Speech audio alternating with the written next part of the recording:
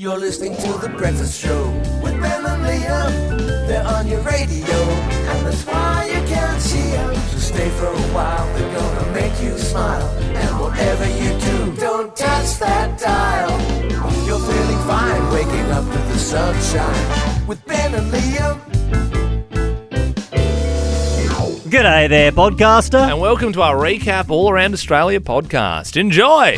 Liam, got a flight coming up this weekend, and I must admit, watching the news, I'm pretty stressed about how big the lines are looking at the airports. Well, that's it. I think there's less security staff, obviously more people travelling again internationally and domestically. And then these days with airports, the bag drop is its own debacle because you have to go check your bag in, and the line's long for that. And then you have to go through the security line as well. And then if you travel with people like your dad, then you get held up. Are you referring to the nunchucks? I am, yes. Well, yeah, so Dad, when we went to Bali one time, tried to bring back wooden nunchucks. But the problem was, because they were wooden, they wouldn't let them through customs unless Dad spent like $200 and they send them off and they get sprayed for like parasites or whatever, and then he got the nunchucks back. I'd love that if there was, 5 security people around him saying, you're going to have to pay $200 to spray those nunchucks, and then he started doing the Bruce Lee and whipping them back and forth. Hey, 13 24 10, what happened when you were going through security? Do you remember that time I had a handgun in my luggage? Yeah, I do. I love this story. So This Liam, is insane. This is a true story. Liam once had a handgun in his bag at the airport. I was coming back from an international flight, and you know how you always do the thing when you scan your bag and you look on the computer, you're like, ooh, it's my drink bottle, that's my iPad, or whatever. Headphones. Yeah, it's like fun looking at your luggage in an X-ray land. Well, I was looking at that, and I was like, there's a handgun! And there literally was. And I knew it was my bag because there was like the other stuff that was in my bag. And then the security guard just clicked on it and the gun disappeared. And then I remember asking questions about it after, and turns out, so if you're on the security line there, like if your job is to like monitor the bags all day, what the system does is it throws in things to make sure you're paying attention. So like they might throw you 4 handguns a day. If you two giant knives and a bomb. Yeah. And if you don't click on it, then it's like, obviously you haven't been doing your job right and reviewing the bags. Quality control. For sure. What they didn't know is I actually had a handgun taped to my back, and they missed that one. All right, 13 24 10, give us a buzz. What happened when you were going through security? Kate, this was your cousin. Hi, yes, it was. She was coming back from somewhere in Europe, and they actually cut open all of her bras and the lining of her bras and underwear searching for drugs. Oh, That's ridiculous. was it because there was like a sniffer dog saying there was something in there? Nope. She was just a random search, and they suspected her underwear. So she came home with absolutely no underwear. Was that like overseas, or did that happen in Australia? They were just getting the Stanley knife out in the bras. It happened in a layover on the way back to Australia. Okay, that sucks. Though. Surely they'd, I know they didn't, but surely they would reimburse you for that, for damaging all the underwear. No, they really didn't. Oh. Deb joins us now. What happened when you went through security? Well, this is going back over 20 years now, and it was to Bali, and I packed ice cubes so that when we got there we had, Hang on. water Hang on. therapy. Hang on. Back it up. You packed ice cubes. Yeah, I know. It doesn't make sense now. Then it did, because I'm thinking, we'll get to the resort, we'll have nice fresh water, our water, Right. but I hadn't counted on walking through the terminal, and the humidity hit, and my ice cubes started melting. Yeah. And there's water trailing behind me, and then the security pulled me over, and they said, "Oh, what have you got in your bag?" And I said, "Ice." And they said, "Pardon?" And I said, "Ice, for my..." And they looked at me, and I said, "For your water isn't that good, and you get a bad stomach, Aussies get bad tummies, so I've packed it for my cocktails." Yeah, that's my story. Oh, that's a wild story, Deb. That's absolutely wild. I almost think you should have done 2 years in Cropper prison just for stupidity of trying to bring over frozen water on a 5-hour flight. I'm sorry, Deb. That's the most wild thing I've ever heard. Ben, you're familiar with backseat drivers. Yep. The worst. I have been with my fiancée Sarah for almost like 5 years, and sometimes she goes, "Oh, wouldn't have gone out there," or like, when driving. When driving. Yeah. And I'm just sort of, if you check the history books, just purely off fines alone. Yep. Red light cameras, the occasional speed, the prang. Yep. All her. On paper, better driver. Yeah, same. My wife Sam can be a bit of a backseat driver at times, and then I always remind her that I never had a car crash. Her has had a car crash. Yeah, well, she didn't. To be fair, she just crashed into our garage. She went into it too quick. Yeah. So, but still, technically, I've a squeaky clean record. But I think mine goes one deeper than this because Sarah, she's actually a backseat dog walker. Like she's a shocker for it. So when we're taking our little brown cavoodle Toby for a walk, she can't handle it. Like if I've got the lead, like there's a lot of order. It's like, give it more slack. Oh, extend the lead. Like, don't know. What are you doing? Like, don't keep it on the path. Like, I'll just give it here. Yeah. I'm supposed to just give it here. Yeah. Until it comes to picking up the turds. I'm trusted to do that. In fact, I'm actually encouraged to do that. Yeah, she fully trusts me to do that. Don't you worry about that. You know what? Speaking about backseat, like other things, I reckon my wife Sam, now that I think about it, is a real backseat toothbrusher. Does that make sense? Oh, so you know, if you're doing it at that's always I always try and start brushing my teeth earlier because if we do it at the same time, I get what you mean. Like when you spit out in the sink, they're looking at you going, you've got another 2 minutes, get back in there. 100%. If I spit out first, you go, was that 2 minutes? And I go, yeah, it buzzed. The timer went off. She goes, I didn't hear it. I go, it did. It definitely went off. I'm loose around the 2 minutes. Yeah. In fact, but the thing is, where our downfall is, I've always just used a standard toothbrush. Yep.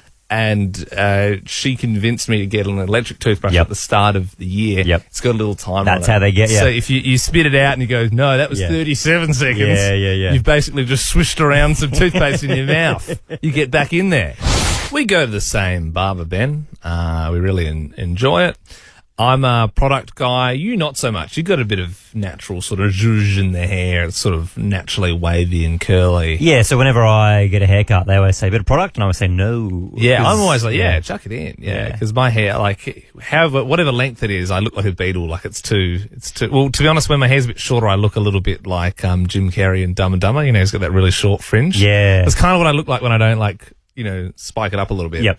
So I normally buy hair gel, but I got upsold actually when I was in last week, and I bought this dry finish wax spray. It does the same job. It's still like wax, but it's just a spray and it's like a little quicker. Initial thoughts, I hate it. Yep. Just like I'm like, geez, I've been ripped off here. My hair's like wet whenever I use it, and it's just like it's got like zero hold. Like you really want it to just sort of stay. Do you know what I mean? Yeah, I reckon the less wet, the better, and obviously the more hold. The better, yeah, that's it. Look, you also know this, but my smell's not particularly great. It's not one of the best things I have. Your smell? My smell, yeah. You got a few problems with the inside of your nose. Yeah, I have to have an operation. And so last night I finally realised what I've actually been doing. So I've actually accidentally been using the Clean and Fresh citrus poo spray. What? Which is also in a white can in the bathroom cupboard right next to the dry finish wax spray. So you were using the poo spray in your hair? It's like the exact same can. And I was just like, I bought it at the start of the week. I was like, I'm going to try that stuff. And I was just like opening up the cupboard and and I'm like, it's all wet and there's no hold. Like, this stuff sucks. Yeah. I've been walking around with poo hair for like 4 days. That's wild. I know it's wild. Yeah. 13-24-10. What did you get in your hair? What? What did you get in your hair? 13-24-10. What do you mean, like chewing gum and stuff? Yeah. Poo spray, whatever. Like, whatever. I mean, people get all sorts of stuff in their hair. Okay. Sandy, what did you get in your hair? Yeah, hi. I bought some hairspray. It was a spritz, and I also bought some No More Hair for my bikini line. And I was using the wrong spray. Oh yeah. my gosh! You're So kidding. I was using No More Hair. So that's like a sort of Veet-esque. How much damage did it do? A little. I mean, I haven't got a lot of hair anyway, but I'm sure it did a little bit of damage. Yeah, but no, it's all good. Oh, Sandy, that's rough. Frankie, what got in your hair? Hi, Ben and Liam. I was at my friend's house a couple of years ago, and we were playing with her new Velcro balls. They're like these toys, and then she threw them in my hair. Yeah. Oh, come on now. And they got stuck. Oh, no. And they took hours to get out, and we had to... Are you still friends, or...? Oh, yeah, we're still friends. Oh, okay, that's good. Well, it's good. And we had to cut them out. Oh, it's good you were able to see past that. You don't think she was trying to sabotage you and your luscious hair? No. Okay. Well, keep an eye on her, Frankie. Thanks for that, Frankie. Monica joins us now. What did you get in your hair?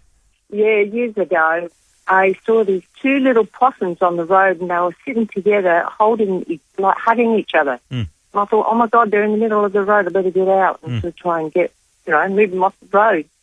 So I went up to them, and they ran up and ran into my hair because I had long curly hair back then. What? The hair was so long and curly that the possums ran up into your hair? Yeah, like a tree. Yeah. So I thought, hang on a minute, I'll shuffle over to this tree and they might go over there. Yeah. And I started walking over the tree with these possums clinging into my hair. Yeah. They were babies. They were really cute. Yeah, right. And I think it's kind as of soon like as I that got too. over to the side of the road, they ran up into a tree. I was like, oh my God, what? They thought I was a tree. Yeah, that's a crazy story. Imagine if that was the end of the story. You're like, no, still live there. We've Still there. We've made quite the attachment, and now I can make really fine sort of 5-star culinary delight. And right now we're doing this. It's a debate, a big debate. Who will win medallion? The debate is, what's better, the window seat or the aisle seat? I'm saying aisle every day of the week. I hate the window seat. I think, can we all agree the middle seat? Forget about it. The middle seat. I'm glad. Let's shake hands on Yeah, that. Middle agreed. seat, the worst. Yeah. But yeah, we're debating over what's better, the window or the aisle. We both have 30 seconds to prove our point, and the jury at the end of our debates gets to decide who won. Okay, Ben, your 30 seconds starts now. If you're sitting in the aisle seat, you might as well be playing a game of musical chairs. You're standing up and sitting down so much. You've got every Joe, Dick and Harry's arse in your face waiting to go to the toilet. One arm's got the air staff smacking into it with the trolley. The other arm's got in a constant arm wrestle with the other person on your other side. You can forget about sleep. You've got nowhere to put your head. The window seat, on the other hand, it's basically a business seat for the price of economy. You can rest your head on the wall and drift off to sleep. The air vent is nice and close for the air conditioner. And the main and only reason I need to win this debate is the view. And I'm not talking about Whoopi Goldberg's view. I'm plane wing in the clouds view. Yeah. Look, pretty good debate. What I will say is you said Joe, Dick and Harry. The expression very famously is Tom, Dick and Harry. So I think you probably should lose points for that. That's just me, but we'll see what the jury think. I like to fly my own way. So I chose not to use the traditional way. Yep. That was also pretty... You were flying your own way with that expression as well. But that's cool. You do you, man. All right. 30 seconds on the clock. People are always like, ooh, you get a better view through the window. A better view of what? Clouds? Forget about it. I'd rather watch cartoons on my phone. If you need to go to the toilet on the window side, you need to disrupt 2 strangers before you can get relief. If one of them's asleep, you're snookered. I don't have enough self-confidence to wake a stranger up. I'd rather suffer in my jocks. Like, literally. Clean up on 17A. On the aisle, you've got bulk legroom. You can man spread to your heart's content. Not to mention, in the unlikely event of an emergency, your chance of survival is much higher. In the aisle, you're first out. Remember, the next time you fly, if you pick the window, you die. You went kind of over. I think the end was a bit sloppy. At least I didn't say Joe, Dick and Harry. I think that's fine. Embarrassing. Courtney joins us now. What are you thinking? Is it Ben with his window seat or is it me with the aisle? Well, I was actually a flight attendant for 10 years, so I know all the ins and outs. Wow. And definitely, Liam, it's so annoying for flight attendants, but sitting on the aisle, you are the first one up after a flight. You stand up even when the plane's still passengering, so you can stretch those legs. Thanks, Cor. Helen joins us now. Helen, who won the big debate? Was it me saying window or Liam saying aisle? Well, definitely not Liam, who's the annoying one that has to get up and annoy the person that's sitting on the aisle. Dude, you've got these Supermans that even survive the aisle seats. Well, it comes down to Antonio. Ben and Liam, happy Friday. Happy Friday, my friend. You love to hear it. Boys, very good debates from both of you. 2 violations. Liam, time violation. Went over. Yep. Okay. Ben, Yep. a very famous saying violation. Yeah. It was Okay. It's famous. I'll tell him it's famous. I'll cop it, Yeah. It's a really tough one because I like both the window and the aisle personally. Really? There's one point that got me over the line, and it was that the person in the aisle has more chance of surviving than the person on the window. So, Liam, you are the winner. That's just fear. That was a big debate. We now have the winner. Geez, you think you've had a bad day at work. Well, cop this. Manchester United's Cristiano Ronaldo. One of the best, if not the best, to ever do it. He's on holiday at the moment, just kicking his feet up in Mallorca, Spain. And he got one of his cars delivered over. It's a $3 million Bugatti Veyron.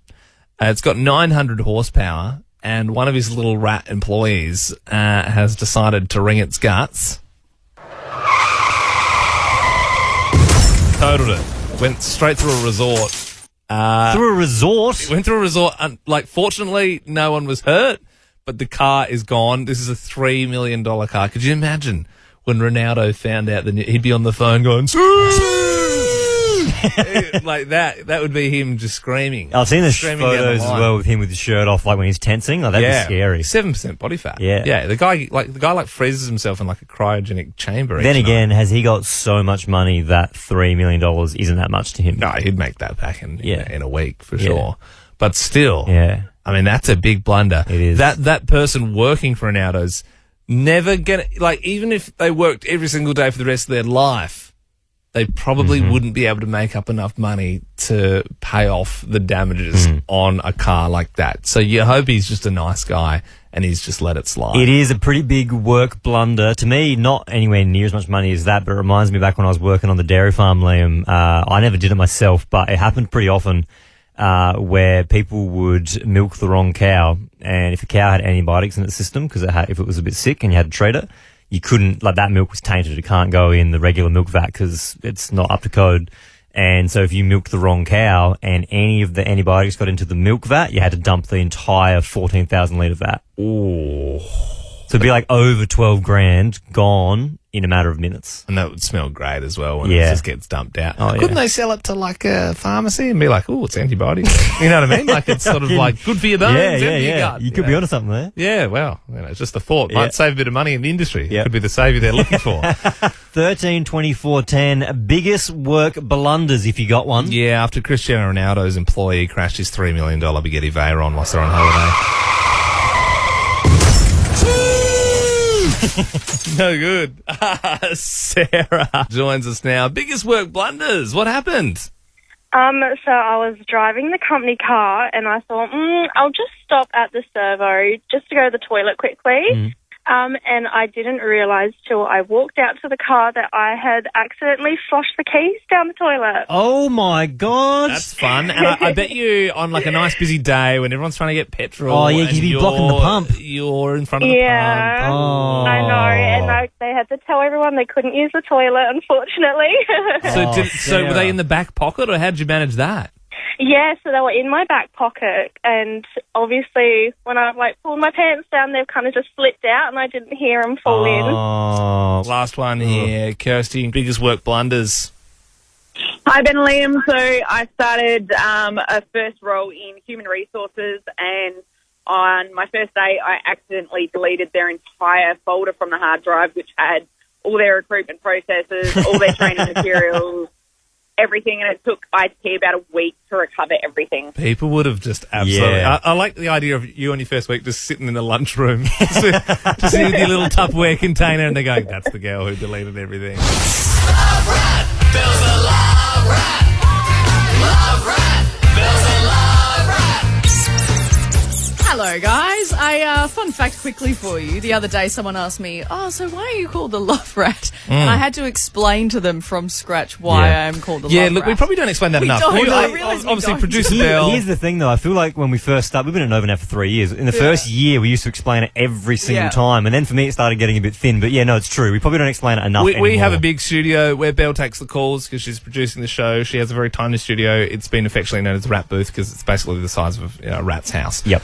She gives us advice on love and sex and relationships and that sort of stuff. Yep. So, yeah, hence the love rat. To be honest, it would be way simpler if it was just called, like, Belle's Love Advice or something. But no, we don't do things that way. No, we don't. Now, look, you can email loverat@novafm.com.au any old time. Jen, as she said, hey, Love Rat, I need some advice. My partner and I are perfect together. Very nice. Cute. But for one thing, our sex drives are way off. So I would love to do it 2 or 3 times a week, she says, but he only wants to do it once every few weeks at best, and only if I prompt him heavily. So it sounds like he just never wants to be intimate. Do we have a serious issue, or is it normal for couples to have mismatched libido? So I think, yeah, that's an interesting one. Well, the chances that you'd have the exact same is pretty slim, but can I throw something out there? 3 times a week's a bit much. Throw away. Really? I would have thought so. Okay. Does seem like, yeah. Hey, when you're waking up at 4 a.m, no one's got time for that. I would say, this is a different topic, but I would say once every couple of weeks, not enough. Yeah, but 3 times a week. Does seem like... Need some time. What are you saying, Producer Bell? What are you...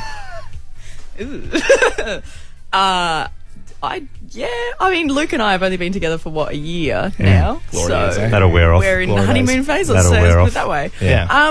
No, but my opinion is, like, libido by itself, yes, but when you're with someone, if you have mismatched libidos, does that not just mean that one of you is more into the other person than the other one is? No, because I would say some days one might want to do it and the other one might not want to do it because of certain situations or circumstances. They I'd might say have very different lives. Yeah. Like, who knows? Mate, I don't know what they're doing for work and that sort of But stuff. that's when other factors come into play and affect it. Like, get up really early, or you've had a really bad day and you're just like, don't talk to me, whatever.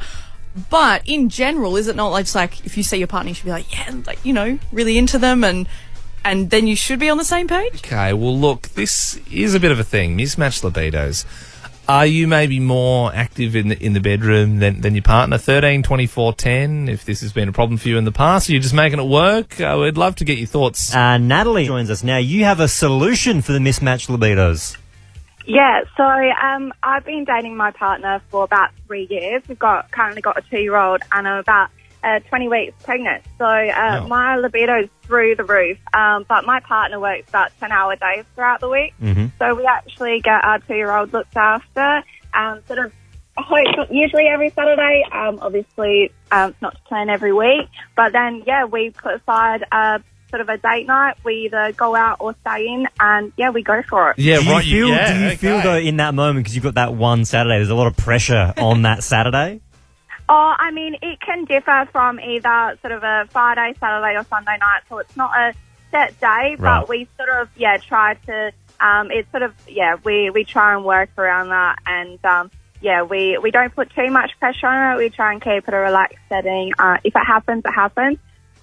We try to, but obviously you can't sort of guarantee that every week, but we definitely don't put a lot of pressure on it. That's a great idea. Having the whole date night in the, going out, having dinner, building it up, and then getting home and getting back to just you guys. It's like the fact that you've made time for it. It's very much like if you play footy on a Sunday or something, you might train all week, and you get ready for the big game. We're playing home, we're playing away. Then there was something that happened on Friday's show that I really couldn't stop thinking about all throughout the weekend.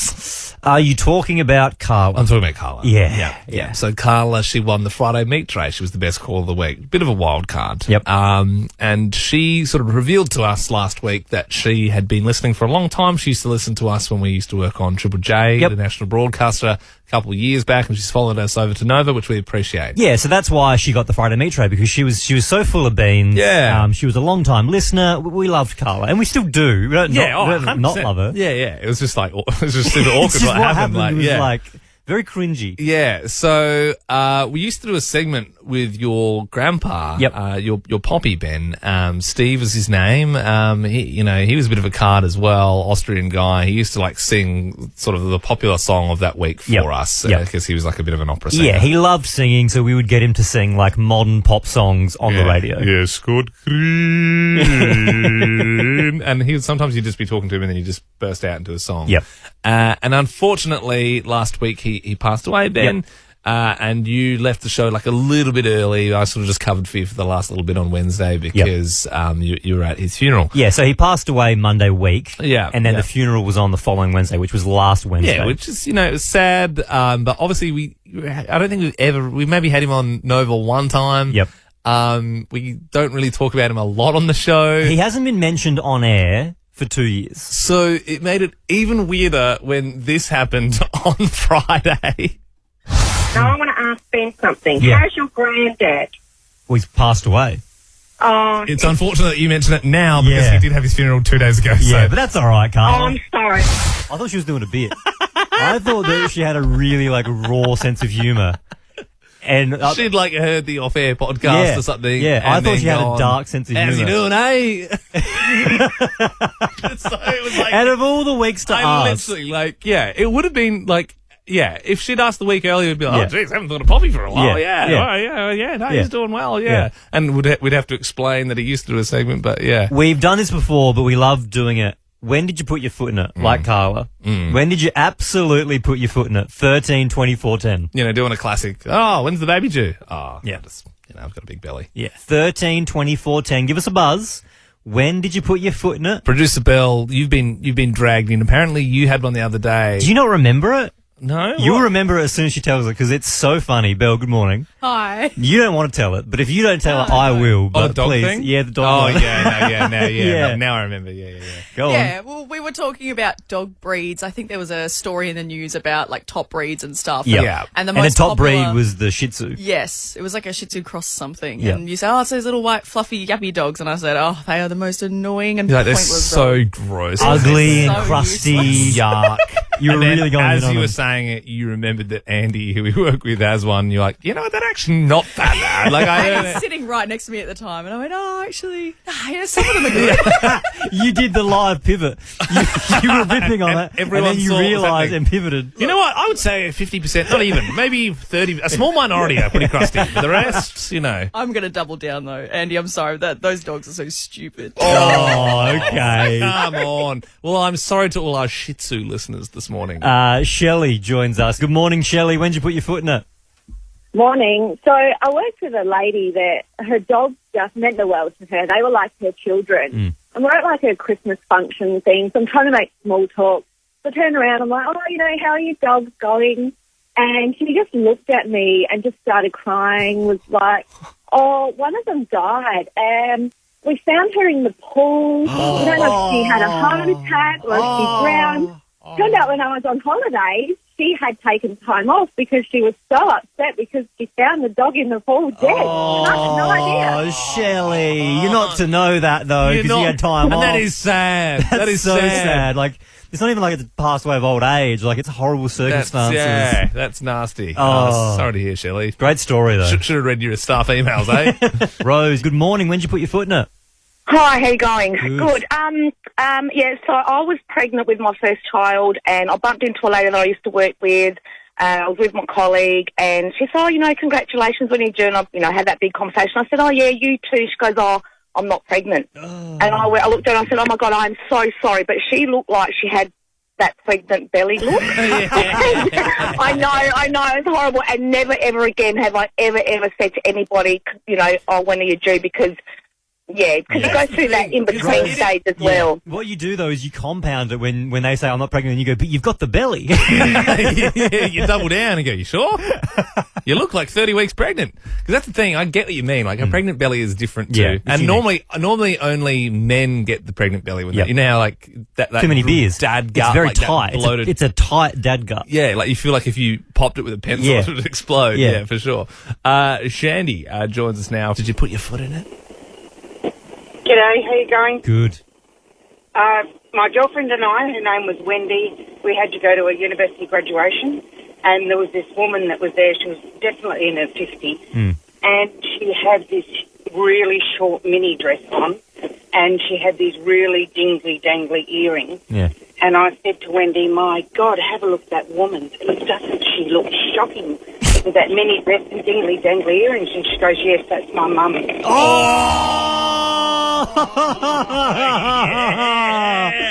That's a good one. Feel the pain. That's my mum. And she's still a friend to this day, but oh my God, never lived that down. Ooh, that's Shandy. awesome, Shandy. Oh God, that's so brutal. That's my mum. Anika, good morning. When did you put your foot in it? Morning, guys. How are you? Good, thank you. So I worked in one of those drive-through convenience stores.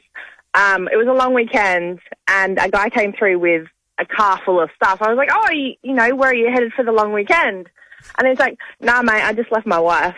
I felt absolutely terrible. No, I live in this car now. No. I'm just here to get some deodorant, actually.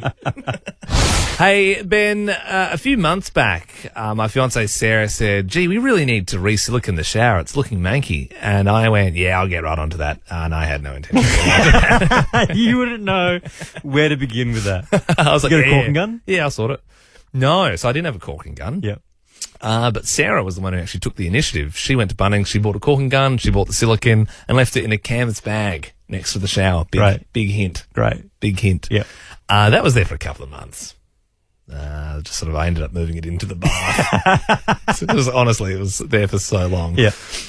So she comes up to me over the weekend and goes, I've cut the old silicone out, and now we, meaning me, need to re-silicone before we have another shower so the moisture doesn't get in. So I was like, she's bloody snookered me. Yeah. And I was thinking, how long can I go without having a shower at home? But I was like, you know what? No, look, I probably just gotta just do it. Yeah. Just get the job done. Look, I'm not really good with this sort of stuff.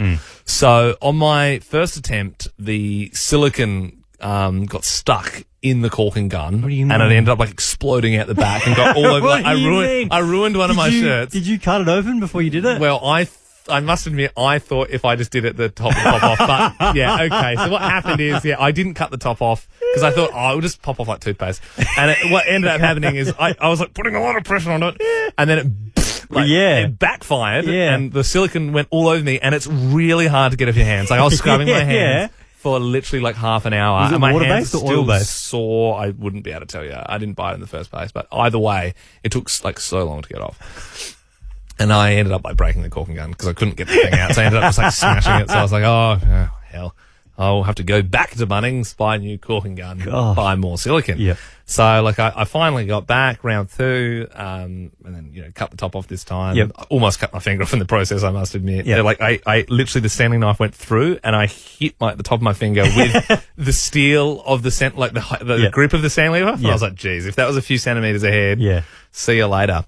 But then I proceeded to do, this was yesterday, some of the worst craftsmanship known to man. I'm just handing over a photo now of my silicone around the shower to Ben. We might have to put that up on the Ben and Liam Instagram story. What is wrong with you? People are going to hate that. Honestly, if you have ever done caulking in your life, or even if you know what a corner should look like, that's horrible, Well, mate. to be honest, it is pretty hard. That's horrible. But honestly, if I could describe it, it looks like a child has wiped their toothpaste along the corners. It's so And then the bad. other thing is, when I got there, I said, I was pretty proud of myself. I said to Sarah, I was like, what did I think of my silicone job? She was like, you bought the wrong colour. It's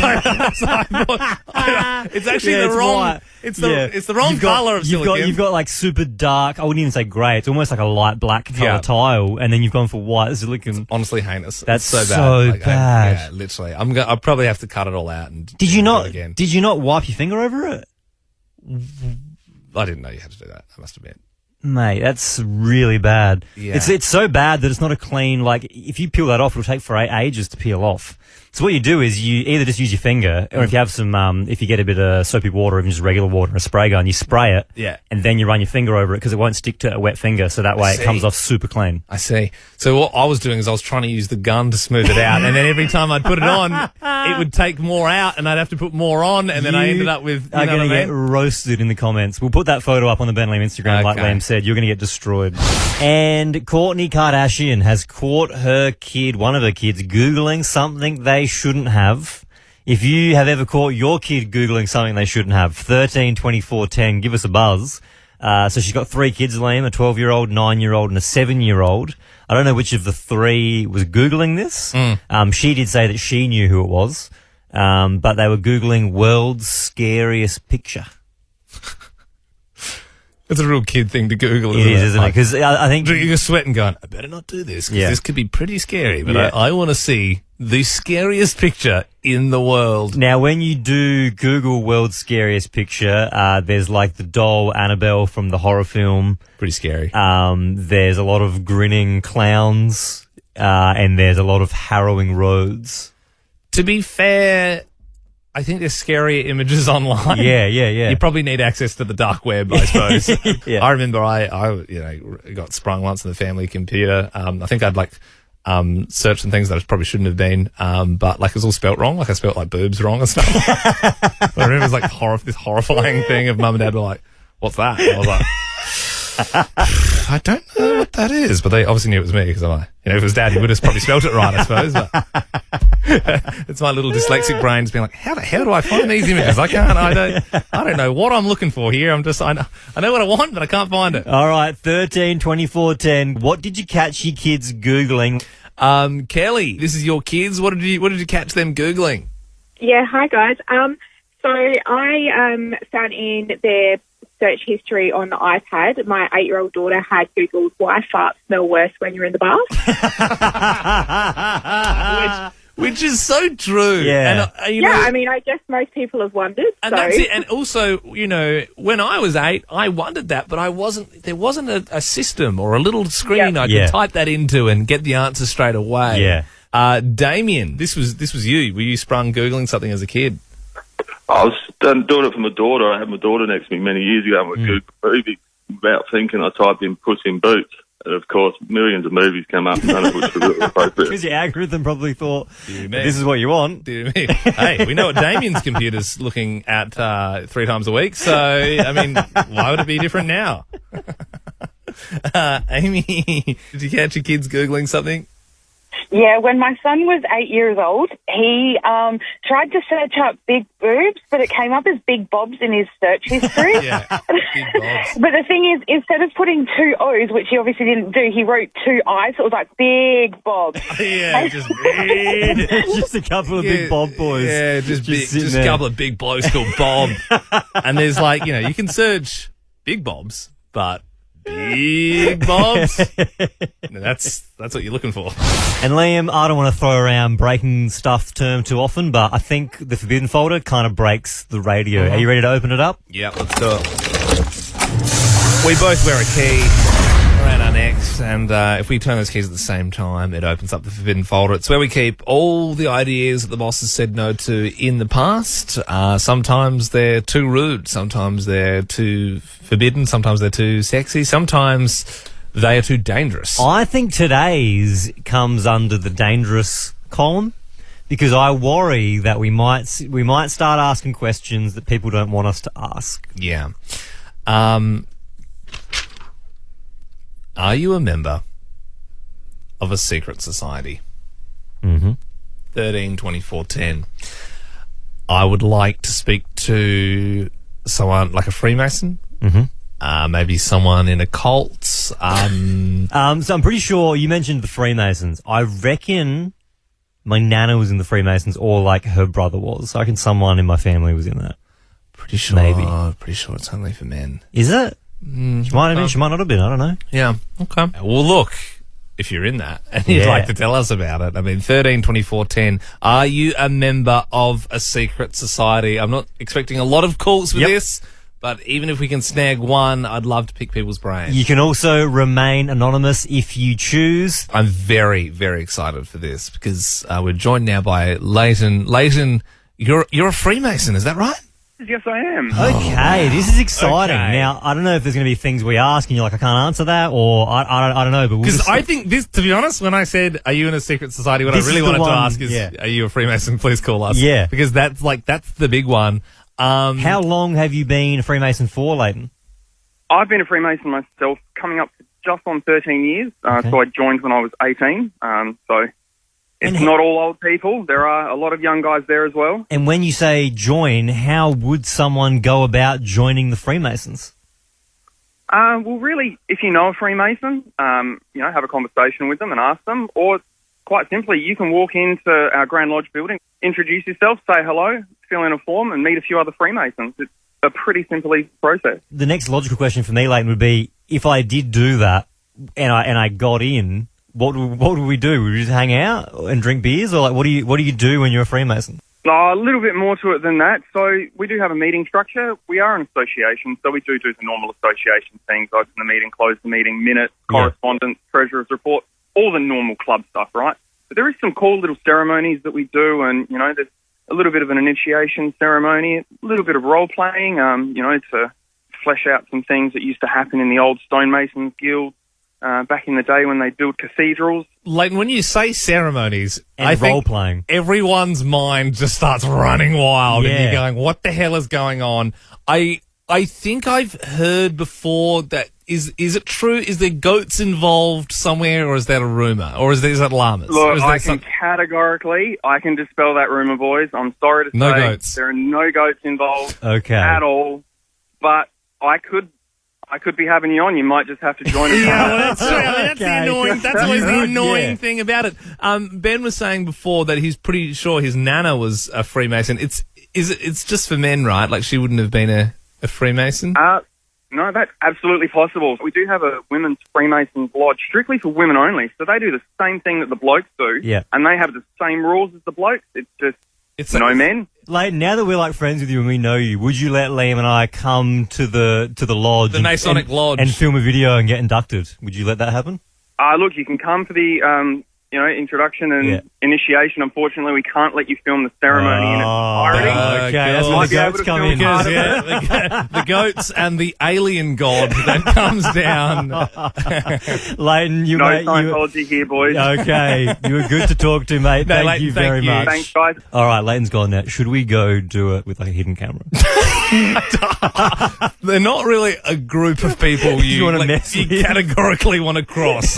Yesterday, Ben, we were talking about airport security, and Casey called through. She didn't end up getting on, but we wanted to get her on to share a story. It's a little bit brutal. G'day, Casey. How you doing? Good, boys. How are you? Very good. Can you please share the story that you tried to share yesterday? Sure. So about 20-odd years ago, my husband and I were travelling to Bali for the first time, and not sure if anyone here has been travelled there back then, but they had security pretty hardcore with the machine guns and stuff. Anyways, our bags were going through the security, and needless to say, he's got pulled up, and I said, is this anyone's bag? He had to go up, and his ring was in the bag, and he was planning to propose. I had no idea, absolutely no idea. And, yeah, so I had to pull it out, and there it happened. Oh, and then it ruined the proposal because then the surprise is ruined. Casey, I've got to know, how did he then do it? Did he just do it then and there because you already knew? Did you pretend like you didn't know? What happened? Dropped down on one knee, mate. Then and there, in the airport. Very Wow. romantic. Good on you, though, for going with the flow and him for being able to pivot with his plan. And that's like that's still like It's a good story. It's a story, and Yeah. I'm assuming the wedding went a lot better, right? Oh, yeah, there was no machine gun. Okay, good. And you're still together? Absolutely. Oh, Great, great. Wonderful. Boys. Well, it's a happy end. That's the main thing. I mean, the proposal doesn't really sort of matter, I suppose, all that much in the scheme of things. I'd love to get your story if you have one to share. 13 24 10. What ruined the proposal? Tara, what ruined the proposal? Happy hour at the bar. Why? What happened?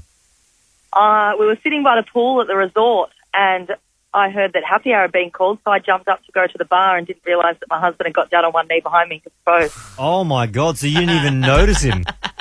No. Yeah. I turned and told him to hurry up and realised he was down on one knee. Oh, so you were like already off to the bar, turned around, and he was down on one knee. Yeah. What a time, though, like for him going, this is the moment we're Yeah, here. yeah. It's all come down to this. The Yeah. ring's been in my pocket all day. We've flown overseas, gets on one knee, and then just hears that bell ringing. Nicole, this was your friend. What ruined the proposal? So my friend's partner was a comedian, and he saw on Facebook this, and he got down on one knee in front of all of his friends and opened a ring box with a tea bag and asked her to make him a cup of tea. Oh, yeah. And then comedian. she slapped him and turned around, and then he actually pulled the ring out and proposed to her, and she walked away. Oh, so she didn't say yes? I don't know. Like, Not- hey, look, you know, we make gags for a living. Yeah.